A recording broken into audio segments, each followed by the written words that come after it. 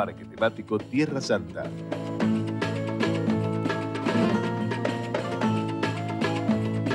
Todo es posible.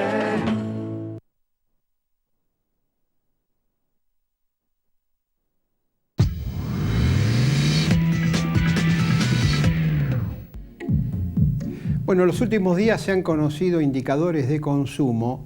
que cuando uno los mira cree que, bueno, son como indicadores contradictorios. ¿Por qué estamos señalando esto? Porque por un lado, todo lo que tiene que ver con consumo masivo es venta en supermercados, venta en shoppings, en centros de compra, en locales, en negocios, siguen marcando de que el consumo está deprimido, en retroceso, y los principales analistas de consumo masivo dicen que por lo menos esta situación podría llegar a arrastrarse hasta el mes de abril. ¿En función de qué? En función de las paritarias y también en función del aumento que puedan llegar a tener ya a partir de marzo los jubilados y pensionados por la ley de movilidad. Entonces dicen, bueno, va a depender que el consumo recupere fuerzas si efectivamente las paritarias terminan sancionando un incremento del salario real, del poder de compra de la gente que permita traccionar hacia adelante el consumo. Pero por otro lado hay indicadores que están señalando justamente que en algunos rubros, y ya no es tanto de consumo masivo, sino un consumo más selecto, como es el caso de los autos y el caso de las propiedades inmuebles, ya se están sintiendo una reactivación importante respecto sobre todo de los bajos niveles que tuvimos a comienzos del año pasado, después de la devaluación y otras medidas que tomó el gobierno. ¿Por qué señalamos que son indicadores contradictorios? Por lo siguiente, básicamente todo lo que tiene que ver con la reactivación de los inmuebles y de los autos tiene que ver con algunas cuestiones muy puntuales que es interesante señalarlo. En primer lugar está el tema del blanqueo. Todos sabemos que hubo mucho dinero que se blanqueó en efectivo y había que depositar ese dinero en cuentas especiales en los bancos en función de lo que la gente estaba declarando ante la AFIP. La ley de blanqueo tenía una aclaración que decía que aquel contribuyente que blanqueaba dinero en efectivo y quería no dejarlo inmovilizado por 6 meses, como dice la ley de blanqueo, sino retirarlo antes, podía hacerlo siempre y cuando destinara ese dinero que quería retirar a la compra de bienes registrables. Los bienes registrables son justamente propiedades y autos, estos son los más conocidos. Lógicamente también puede haber naves, etcétera, pero digamos los más comunes tienen que ver con los inmuebles y con los autos. Por lo tanto, efectivamente, según dato de la AFIP, se retiraron más de 1.000 millones de dólares justamente para destinarlo a la compra de bienes registrables, con lo cual ahí hubo también algo muy importante que es esa demanda adicional que se volcó sobre el mercado. Después no olvidemos que el 31 de marzo ya vence directamente el tiempo, el plazo que había que dejar inmovilizado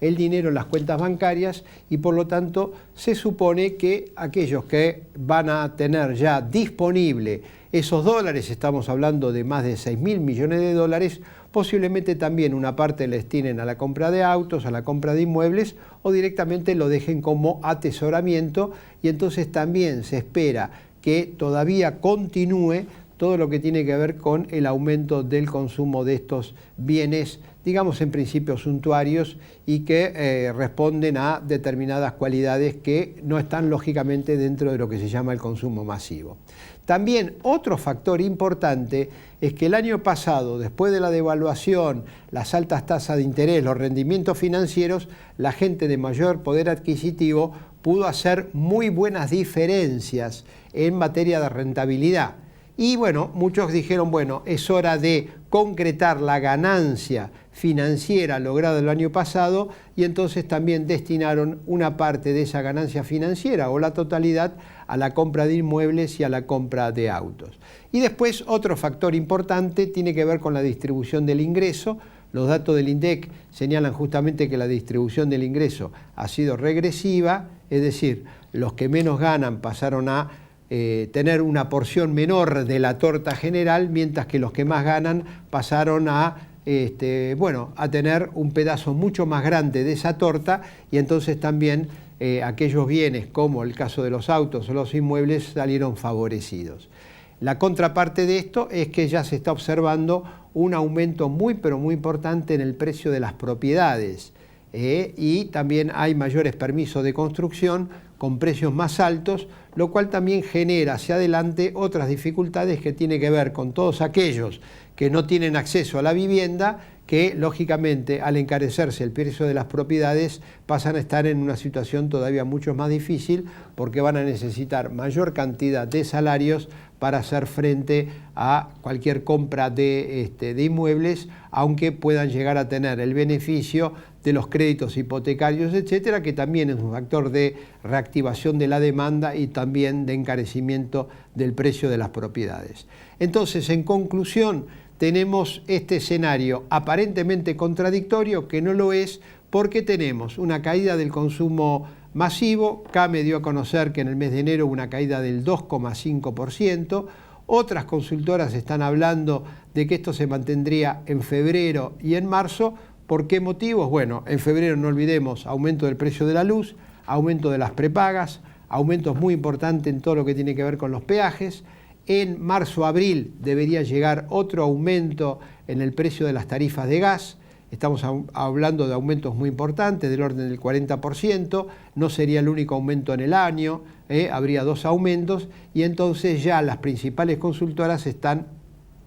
planteando que la inflación de este año sería muy superior a la que quiere el gobierno, que es un tope en la discusión salarial en función de su pauta inflacionaria del 18%. Si esto fuese así y los analistas privados tienen razón que la inflación sería del 25%, evidentemente no habrá una recuperación del consumo en el curso de este año, porque lógicamente si a mí me dan un aumento de salario del 18% y las cosas que yo tengo que comprar están aumentando al ritmo del 25%, voy a tener menos salario para poder comprar justamente todos los rubros que componen la canasta alimentaria y la canasta total que hace justamente al salario de los trabajadores. El otro dato también es importante, es que puede llegar a pasar con el empleo, porque si más gente pasa a tener trabajo, también ahí la masa salarial crece y entonces se podría volcar más dinero también al consumo. Esa es una variable que se está analizando con mucho detalle, porque hasta ahora lo que hubo básicamente es un aumento del empleo en el sector público, pero sobre todo en el llamado monotributo, de trabajadores por cuenta propia, que sabemos que no son ingresos muy pero muy elevados, que son ingresos que están en muchos casos disimulando quizá un trabajo en relación de dependencia, pero que mueve muy poco el amperímetro del consumo, que está justamente concentrado en las familias de clase media asalariada, especialmente aquellos que lógicamente están muy por arriba del sueldo o del salario mínimo vital y móvil, que sabemos que es muy bajo, 8.060 pesos. Esta semana se debería conocer el índice de movilidad de las jubilaciones. Se está hablando ya ahora con mayor precisión, después que se están empezando a conocer variables que tienen que ver con la fórmula de la movilidad. Se está hablando de que estaría por debajo del 13%,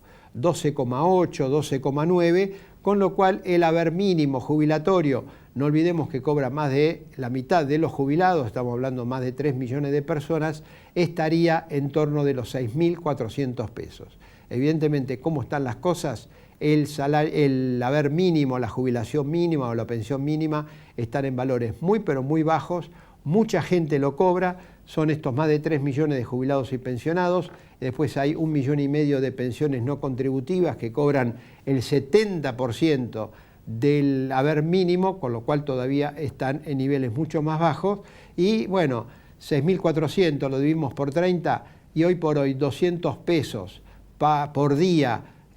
para hacer frente a los gastos de la vivienda, de la ropa y de lo que tiene que ver con la alimentación, evidentemente es una suma muy, pero muy baja. Muchas gracias y nos reencontramos como todos los días mañana por la mañana.